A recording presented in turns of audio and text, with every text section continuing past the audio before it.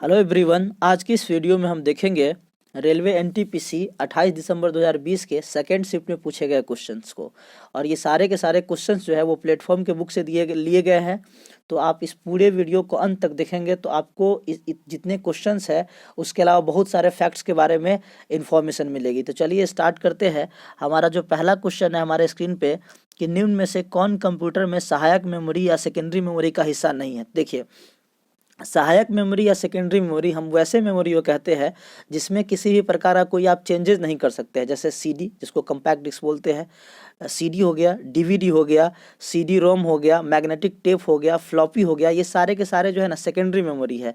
वही अगर हम लोग पी रोम की बात कर ले तो पी रोम, जिसको हम लोग प्रोग्रामेबल रीड ओनली मेमोरी बोलते हैं, इसमें हम लोग प्रोग्रामिंग के द्वारा इसमें परिवर्तन कर सकते हैं।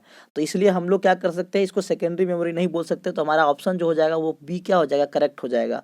और दूसरी बात यहाँ से जो ध्यान रखने योग्य ये है कि जो हमारा रैम होता है जिसको हम लोग रैंडम एक्सेस मेमोरी कहते हैं और रोम होता है जिसको हम लोग रीड ओनली मेमोरी कहते हैं, ये दोनों के दोनों मेमोरी जो है वो प्राइमरी मेमोरी के अंतर्गत अर्थात प्राथमिक मेमोरी के अंतर्गत आता है। तो इस बात को भी आप ध्यान रखेंगे। हमारा सेकंड क्वेश्चन है, भारत का पहला परमाणु ऊर्जा स्टेशन की स्थापना कब किया गया था। देखिए, तो यहाँ पे भारत का जो पहला परमाणु ऊर्जा स्टेशन का स्थापना है ना वो 1969 में किया गया था। तारापुर महाराष्ट्र में किया गया था और ये यूएसए की मदद से किया गया था। तो आप इस बात को भी ध्यान रखेंगे। तो 1969 में ना पहली बार जो है परमाणु ऊर्जा के माध्यम से बिजली बनाने का काम जो है वो शुरू हुआ था, जब तारापुर में 2 रिएक्टरों को सेवा में लाया गया था। वही अगर आपसे पूछ ले कि भारत का प्रथम परमाणु रिएक्टर कौन था तो उसका आंसर हो जाएगा अप्सरा। और भारत के प्रथम परमाणु रिएक्टर अप्सरा की स्थापना जो है वो 1956 में किया गया था। चलिए हम लोग आगे बढ़ते हैं। हमारा जो थर्ड क्वेश्चन है, निम्न में से कौन अदिश राशि है।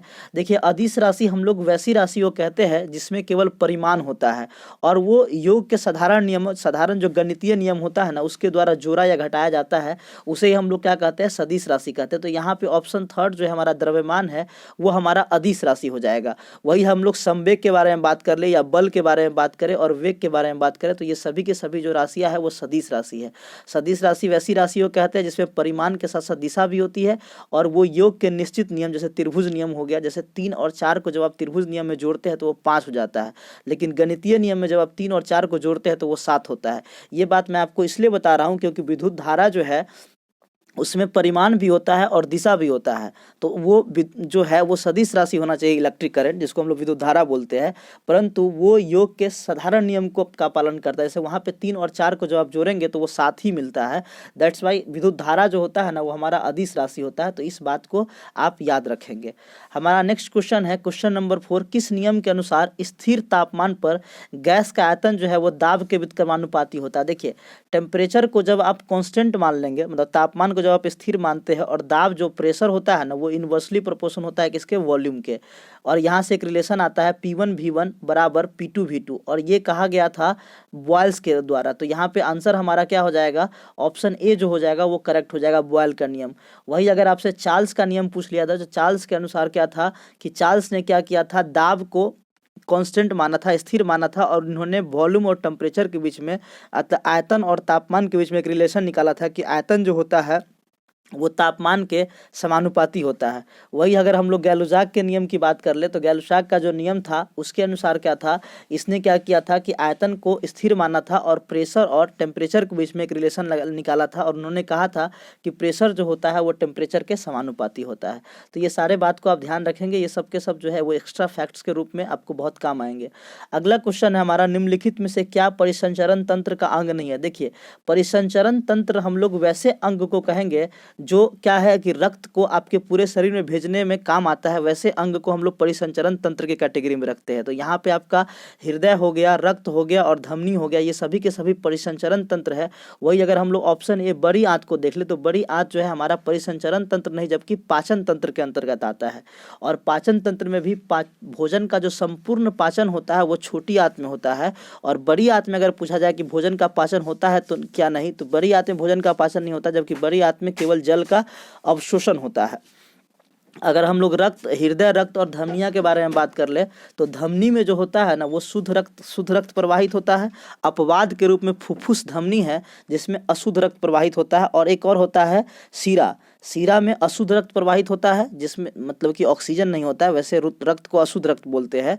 और अपवाद में फुफ्फुस सीरा जो होता है ना, उसमें क्या होता है कि शुद्ध रक्त प्रवाहित होता है।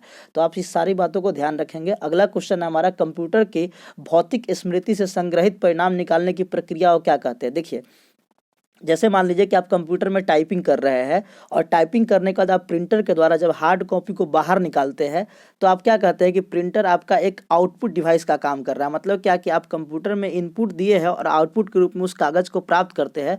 तो इस प्रोसेस को हम लोग क्या कहते हैं, मतलब कि बाहर निकालना मतलब आउटपुट करना। तो इस प्रोसेस को हम लोग कहेंगे आउटपुट प्रोसेस।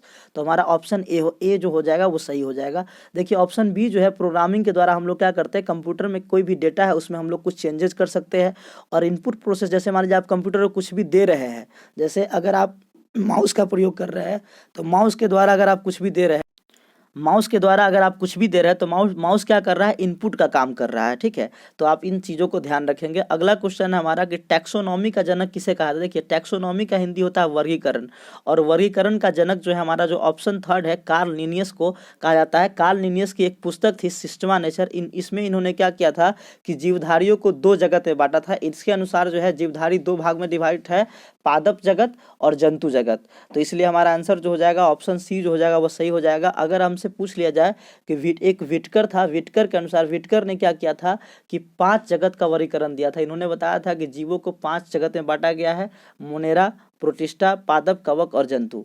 तो इस बात को भी ध्यान रखेंगे। अगला क्वेश्चन है हमारा, सापेक्षिकता का सिद्धांत जो है वो किससे संबंधित है। तो देखिए इसका आंसर हो जाएगा अल्बर्ट आइंस्टीन। ऑप्शन डी जो हो जाएगा वो सही हो जाएगा। देखिए सापेक्षिकता के सिद्धांत में अल्बर्ट आइंस्टीन ने क्या किया था कि स्थिर द्रव्यमान और गतिशील द्रव्यमान के बीच में एक रिलेशन निकाला था। और इन्होंने कहा था कि m बराबर जो होता है वो m0 upon √1 minus v² upon c² होता है। तो ये इस बात को आप ध्यान रखेंगे। ये सापेक्षिकता का सिद्धांत अल्बर्ट आइंस्टीन के द्वारा दिया गया था। वही हम लोग रोंटजन की बात कर ले तो रोंटजन के द्वारा जो है वो एक्स किरण की खोज की गई थी। न्यूटन के द्वारा गुरुत्वाकर्षण का नियम दिया गया था, और केल्विन जो होता है वो तापमान का ऐसा यूनिट होता है। तो इन सारे बात को आप ध्यान रखेंगे।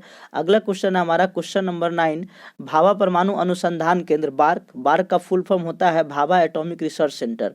तो इसका जो मुख्यालय मतलब अनुसंधान केंद्र जो है वो मुंबई के ट्राम्बे में स्थित है। तो हमारा ऑप्शन बी जो हो जाएगा वो सही हो जाएगा। तो आप इस बात को अच्छे से ध्यान रखेंगे। देखिए भाभा एटॉमिक रिसर्च सेंटर की जो स्थापना हुई थी वो 3 जनवरी 1954 में की गई थी, और इसकी स्थापना में प्रमुख योगदान जो है वो हमारे देश के एक महानतम वैज्ञानिक होमी जहांगीर भाभा का था। तो आप इसके साथ साथ इस एक्स्ट्रा फैक्ट को भी ध्यान रखेंगे। हमारा क्वेश्चन नंबर जो 10 है उसमें पूछ रहा है कि सूचना प्रौद्योगिकी में NIU का पूर्ण रूप क्या होता है। देखिए तो NIU का जो पूर्ण रूप होता है वो होता है आपका नेटवर्क इंटरफेस यूनिट। तो ऑप्शन बी जो हो जाएगा वो क्या हो जाएगा, करेक्ट हो जाएगा। इसके अलावा आप एक दो और मतलब कि ध्यान रखेंगे। NIC अगर आपसे पूछ लिया जाए तो NIC का पूर्ण रूप होता है नेटवर्क इंटरफेस कार्ड। HTML का पूर्ण रूप होता है hyper text markup language. MAN का पूर्ण रूप होता है मेट्रोपॉलिटन एरिया नेटवर्क। तो ये सारे के सारे पॉइंट्स जो मैं आपको बता रहा हूँ उसको आप ध्यान रखेंगे। हमारा क्वेश्चन है, नेक्स्ट क्वेश्चन है, सेब से संबंधित रोग को किस रूप में जानते हैं। देखिए तो सेब से संबंधित रोग को ना फायर ब्लाइट के रूप में जानते हैं, और ये जो फायर ब्लाइट होता है ना ये बैक्टीरिया की वजह से होने वाला रोग है। वही आपको ध्यान रखना है कि सेब का जो वैज्ञानिक नाम होता है वो मेलस डोमेस्टिका होता है, और सेब में मैलिक अम्ल तथा आयरन की प्रचुर मात्रा पाई जाती है। यदि आपसे रेड रस्ट रोग मतलब कि लाल रस्ट रोग के बारे में पूछ लिया जाए तो लाल रस्ट रोग जो होता है वो चाय में होने वाला रोग है। टिक्का रोग जो होता है वो मूंगफली में होने वाला रोग है, और ग्रीन ईयर रोग जो है ये बाजरा में होने वाला रोग है। तो आप इन सारे पॉइंट्स को ध्यान रखेंगे। अगला क्वेश्चन है हमारा, लाइकेन एक ऐसा जीव है जो किसकी चेतावनी देता है। देखिए लाइकेन को ना हम लोग कवक और शैवाल के बीच की कड़ी मानते हैं, और ये जो है ना वायु प्रदूषण की चेतावनी देता है। जब भी वायु प्रदूषण की मात्रा बढ़ेगी तो ये लाइकेन जो है अपने को बताता है कि मतलब उसकी चेतावनी देता है। तो आपका ऑप्शन बी को जो है ध्यान रखेंगे, 12 का आंसर बी हो जाएगा। अगला क्वेश्चन हमारा, निम्नलिखित में से कौन सी परियोजना जो है उत्तराखंड में है। तो देखिए यहाँ पे अपना जो ऑप्शन ए है टिहरी हाइड्रो पावर कॉम्प्लेक्स जो है ये उत्तराखंड में। देखिए टिहरी परियोजना जो है ना भागीरथी और भिलंगना नदी के संगम पे है, ये उत्तराखंड में है। कोयना परियोजना की बारे में बात करें तो ये महाराष्ट्र में कोयना नदी पे है। शरावती परियोजना की बात करें तो ये कर्नाटक में शरावती नदी पे है। और चमेरा हाइड्रो इलेक्ट्रिक प्रोजेक्ट जो है ये हिमाचल प्रदेश में है और ये रावी नदी पे है। तो इन सारे फैक्ट्स को आप ध्यान रखेंगे। हमारा नेक्स्ट क्वेश्चन जो है वो 14 नंबर क्वेश्चन है, जिसमें पूछा गया है आपसे कि जो तिरंगा झंडा स्टुटगार्ट में मैडम कामा ने फहराया था उसे चोरी छिपे ब्रिटिश भारत में कौन लाया था।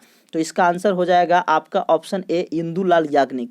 देखिए मैडम भीकाजी कामा के द्वारा जो है वो जर्मनी के स्टुटगार्ट में 22 अगस्त 1907 को एक तिरंगा झंडा फहराया गया था और इस तिरंगा झंडा को भारत में लाने का काम जो है वो इंदुलाल याग्निक के द्वारा किया गया था। वही अगर हम लोग मैडम भीकाजी कामा के बारे में कुछ जान ले तो मैडम भीकाजी कामा का जन्म जो है वो 24 सितंबर 1861 को मुंबई के एक समृद्ध पारसी परिवार में हुआ था और इनके पास जो है ये बाद में फ्रांस चली गई थी, तो ये भारतीय मूल की एक फ्रांसीसी नागरिक थी। तो इन सारे फैक्ट्स को आप ध्यान में रखेंगे। अगला क्वेश्चन है हमारा, भारत के संविधान में निम्नलिखित में से कौन से संविधान संशोधन में नागरिकों के मौलिक कर्तव्यों को शामिल किया गया है। देखिए तो नागरिकों के जो मौलिक कर्तव्य होते हैं ना, ये मौलिक कर्तव्य का जो कॉन्सेप्ट है वो रूस से लिया गया है। तो पहले तो आप इस बात को ध्यान रखेंगे और इसको मौलिक कर्तव्य को हमारे देश के संविधान में 42वें संवैधानिक संशोधन अधिनियम के द्वारा 1976 में सरदार स्वर्ण सिंह समिति की अनुशंसा पे संविधान में लाया गया था। तो इस सारे बात को आप ध्यान रखेंगे, ये सारे के सारे क्वेश्चन जो आपसे पूछे जाते हैं। वही अगर आपसे हम अगर आपसे पूछ लिया जाए कि 44वें संविधान संशोधन अधिनियम में क्या हुआ था, तो 44वां संविधान संशोधन अधिनियम जो है वो 1978 में आया था। उस समय जनता पार्टी की सरकार बनी थी हमारे देश में, पहली बार गैर कांग्रेसी प्रधानमंत्री मोरारजी देसाई हुए थे और उस समय क्या किया गया था, संपत्ति का अधिकार जो कभी मौलिक अधिकार हुआ करता था उसको वहाँ से हटा करके कानूनी अधिकार के अंतर्गत ला दिया गया था। 36वां संवैधानिक संशोधन अधिनियम के बारे में अगर ऑप्शन बी की बात करें तो ये 36वां संवैधानिक संशोधन अधिनियम जो है 1975 में आया था और इसके द्वारा सिक्किम को 22वां राज्य का दर्जा दिया गया था। और 36 ये, और अगर आपसे 56वां अगर पूछ लिया जाए तो 56वां संविधान संशोधन 1987 में आया था जिसमें गोवा को 25वां राज्य का दर्जा दिया गया था। तो ये सारे के सारे पॉइंट्स जो है इंपॉर्टेंट है। अभी अगर हम लोग बात कर ले मूल संविधान में मौलिक कर्तव्यों की संख्या जो है 11 है। जब स्टार्टिंग में जब मौलिक कर्तव्य को लाया गया था उस समय उसकी संख्या 10 थी, परंतु वर्तमान में की संख्या जो है वो 11 है।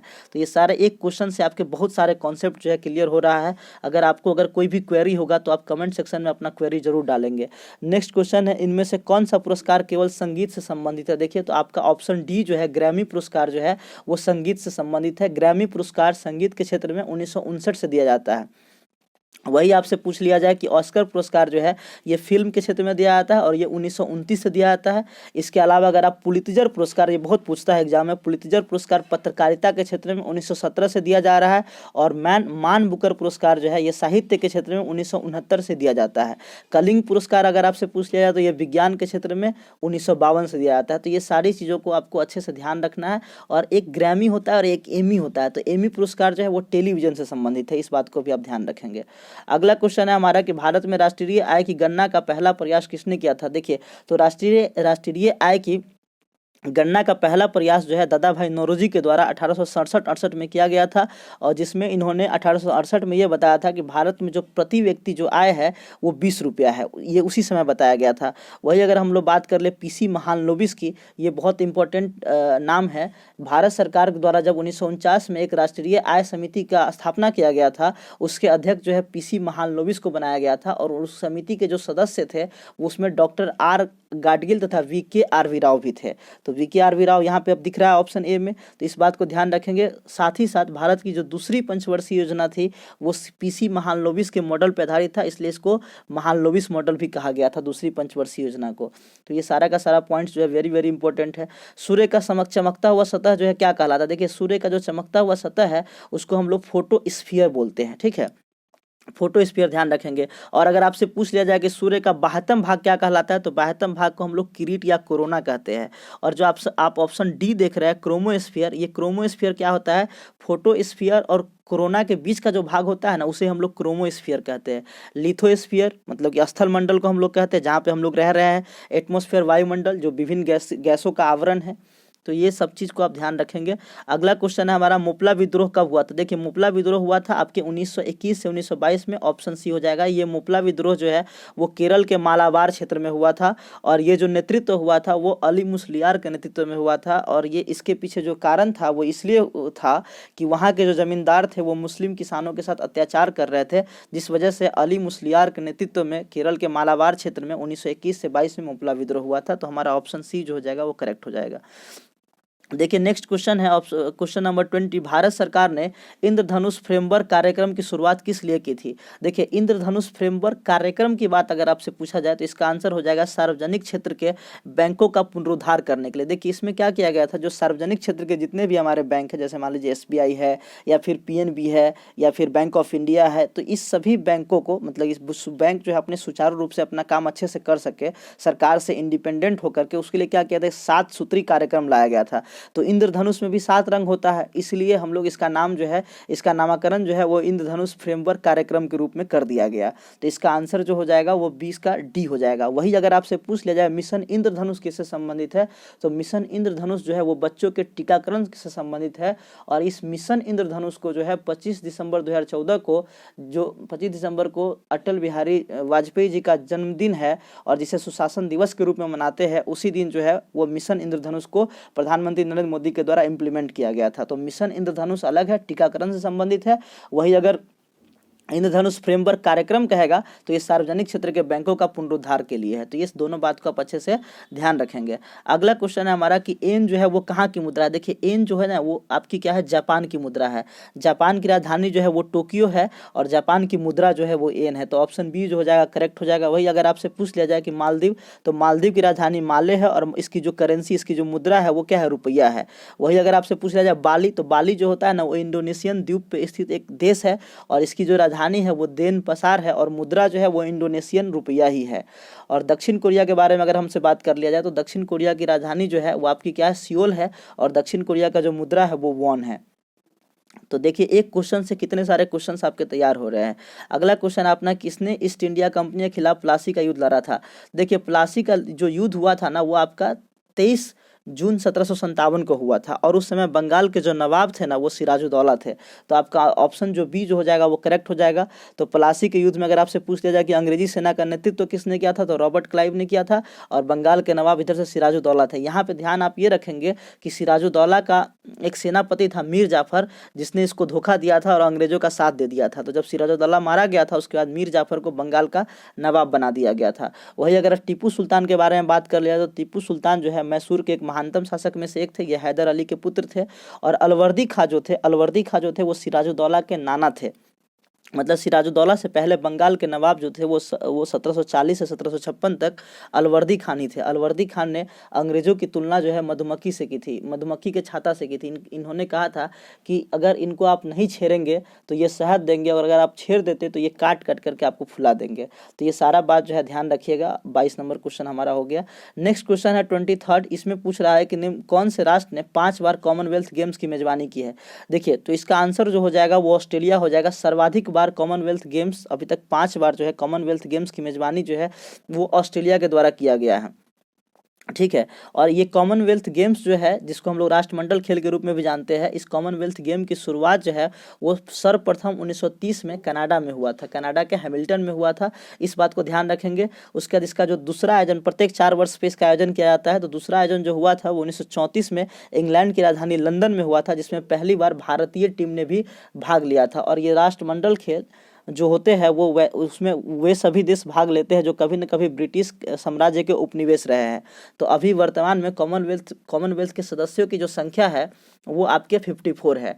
और इसमें साथ ही साथ एक वेरी वेरी इंपॉर्टेंट चीज़ आपको ये ध्यान रखना है कि जो 21वां राष्ट्रमंडल खेल जो हुआ था, जो 2018 में आयोजित हुआ था, वो ऑस्ट्रेलिया के गोल्ड कोस्ट में हुआ था।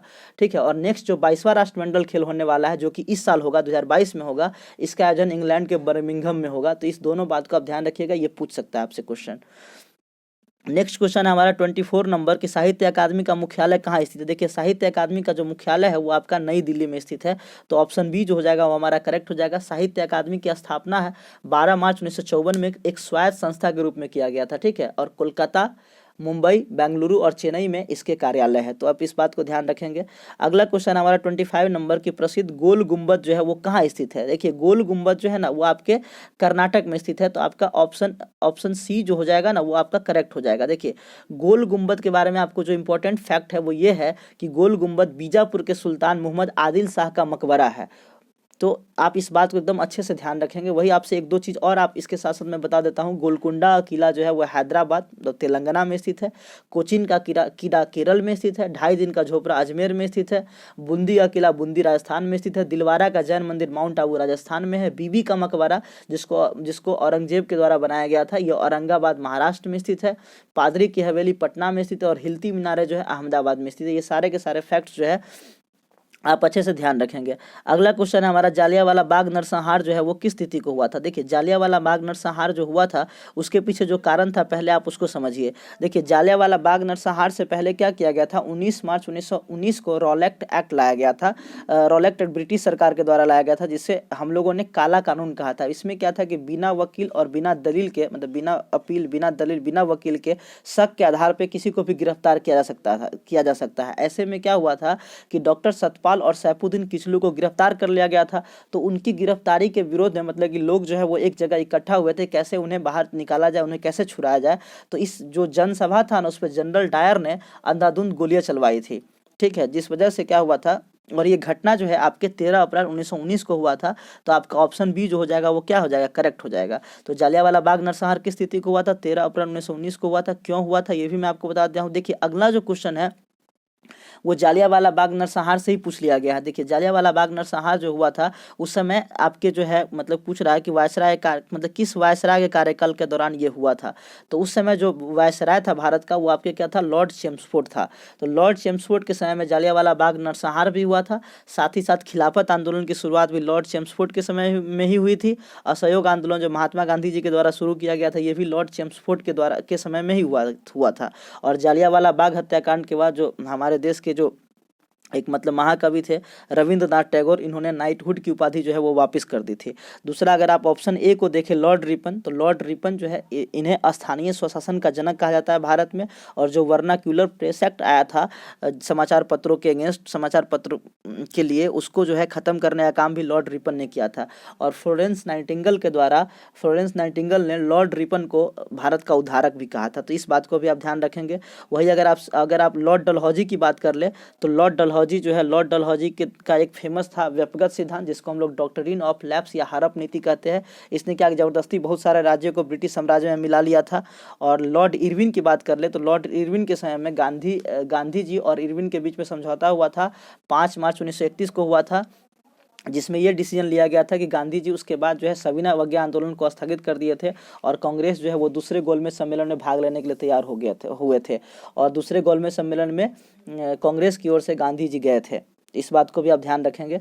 एक क्वेश्चन से बहुत सारे क्वेश्चंस जो है आपका क्लियर हो रहा है। आप अगला जो हमारा क्वेश्चन है, देखिए क्वेश्चन नंबर जो है हमारा क्या है, 28 है। 28 नंबर क्वेश्चन में पूछ रहा है आपसे कि निम्न में से कौन उर्वरक क्रांति से कौन सा रंग संबंधित है। देखिए तो हमारा ऑप्शन बी जो हो जाएगा ना वो भूरा जो हो जाएगा, भूरा रंग जो होता है ना वो उर्वरक क्रांति से संबंधित है।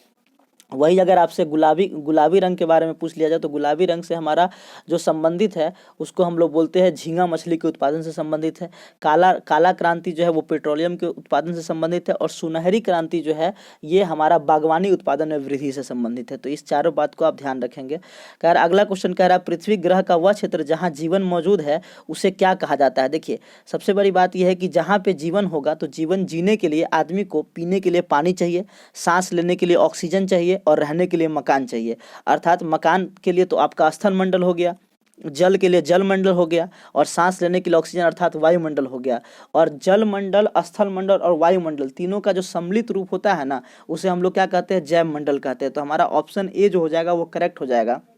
तो पृथ्वी ग्रह का वह क्षेत्र जहां जीवन मौजूद है उसे हम लोग क्या कहते हैं, जैव मंडल कहते हैं। ठीक है, हमारा नेक्स्ट क्वेश्चन है निम्नलिखित में से कौन से राज्य में विधान परिषद है। देखिए विधान परिषद जो होता है ना ये जिस तरीके से मतलब कि केंद्र में राज्यसभा होता है जिसे हम लोग उच्च सदन के नाम से जानते हैं, वैसे ही कुछ राज्यों में विधान परिषद है। विधान परिषद को राज्यों का उच्च सदन कहा गया है। ठीक है, तो ये किस किस राज्य में है पहले आप इस बात को ध्यान रखेंगे। देखिए आपके ऐसे ध्यान रखना है, यूपी और बिहार को आप एक साथ याद रखेंगे, यूपी में भी है, बिहार में भी है। फिर महाराष्ट्र और कर्नाटक को आप एक साथ याद रखेंगे, महाराष्ट्र, कर्नाटक और आंध्र प्रदेश और तेलंगाना।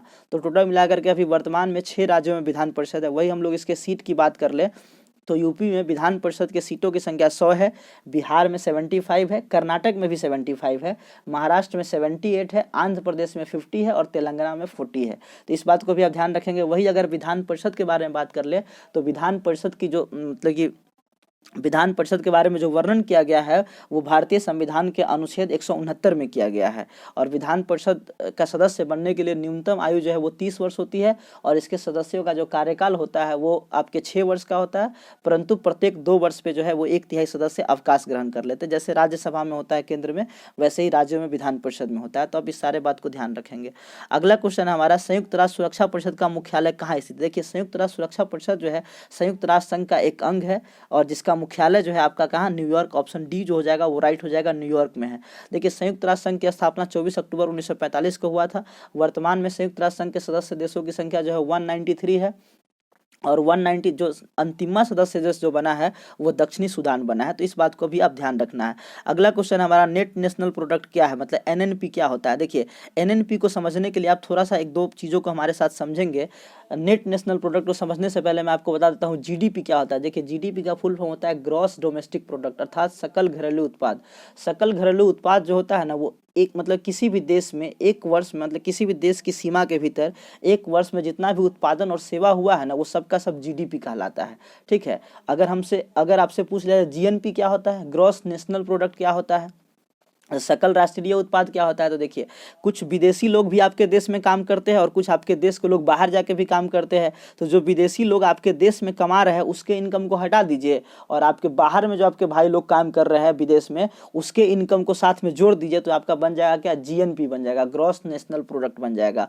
और उस जीएनपी में से, ग्रॉस नेशनल प्रोडक्ट में से जब आप डिप्रेसिएशन को हटा देंगे, मतलब मूल्यह्रास को हटा देंगे, तो जो मिलेगा आपका ना वही आपका एनएनपी होता है। तो ऑप्शन थर्ड जो हो जाएगा, ऑप्शन सी जो हो जाएगा वो आपका क्या हो जाएगा, करेक्ट हो जाएगा। तो आप इसको ध्यान रखेंगे। मुझे उम्मीद है कि आपको समझ में आ गया होगा। अगला क्वेश्चन हमारा कि भारत की संविधान सभा का विचार पहली बार किसने दिया था? देखिए, भारत की संविधान सभा का विचार अगर किसी व्यक्ति विशेष से अगर आपसे पूछा जाए कि व्यक्ति के रूप में किसने दिया था, तो एमएन राय के द्वारा दिया गया था 1934 में। ठीक है, लेकिन अगर किसी पार्टी के रूप में अगर आपसे पूछा जाए तो ये स्वराज पार्टी, जिसकी स्थापना जो है मोतीलाल नेहरू और चित्तरंजन दास के द्वारा किया गया था, तो स्वराज पार्टी के द्वारा पहली बार 1924 में संविधान सभा का विचार दिया गया था। ठीक है, अगर आपसे भीमराव अम्बेडकर के बारे में पूछते तो भीमराव अम्बेडकर जो थे वो संविधान सभा में प्रारूप समिति के अध्यक्ष थे, बीएन राव जो है वो सलाहकार समिति के अध्यक्ष थे और डॉक्टर राजेंद्र प्रसाद जो थे वो हमारे संविधान सभा के अस्थायी अध्यक्ष थे और साथ ही साथ संचालन समिति के भी अध्यक्ष थे। ठीक है, तो इन सारे फैक्ट्स को आप ध्यान रखेंगे। इनमें से अगला क्वेश्चन हमारा, इनमें से कौन प्रसिद्ध संतूर वादक है? देखिए, तो इसका आंसर हो जाएगा क्या, आपका शिव कुमार शर्मा। देखिए, शिव जी जो है भगवान हमारे शिव है, उनको संतूर बजाना बहुत पसंद है, तो संतूर वादक क्या हो जाएगा, शिव कुमार शर्मा हो जाएगा। वही अगर आपसे पूछ लिया जाए कि निखिल बनर्जी, तो निखिल बनर्जी एक प्रसिद्ध सितार वादक है। उस्ताद बिंदु खां, मतलब बिंदा खां लिखा हुआ है, बिंदु खां जो है एक प्रसिद्ध सारंगी वादक है। तो इन सारे फैक्ट्स को आप साथ ही साथ ध्यान रखेंगे। अगला क्वेश्चन है हमारा, 49वीं समानांतर रेखा जो है वो किसके बीच, मतलब किसके बीच स्थित है? तो इसका जो आंसर हो जाएगा, 49वीं समानांतर रेखा जो है हमारा अमेरिका और कनाडा के बीच में स्थित है। तो ऑप्शन सी जो हो जाएगा करेक्ट हो जाएगा। वही अगर आपसे पूछ लिया जाए कि उत्तर कोरिया और दक्षिण कोरिया के बीच में कौन सी रेखा है, तो 38वीं समानांतर रेखा जो है उत्तर कोरिया और दक्षिण कोरिया के बीच में है। फ्रांस और जर्मनी के बीच में कौन सी रेखा है, तो फ्रांस और जर्मनी के बीच में मैगिनॉट रेखा है। भारत और पाकिस्तान के बीच में जो है वो रेड क्लिफ रेखा है। भारत और चीन के बीच में अगर पूछ लिया जाए आपसे तो मैकमोहन रेखा है। भारत मतलब कि पाकिस्तान और अफगानिस्तान के बीच में डुरंड रेखा है। जर्मनी और पोलैंड के बीच में हिंडनबर्ग रेखा है। तो आप इन सारे फैक्ट्स को ध्यान रखेंगे। इस प्रकार ये हमारा जो है सेट नंबर 2 जो है वो समाप्त होता है। मुझे उम्मीद है कि आपको वीडियो पसंद आया होगा। Thank you very much.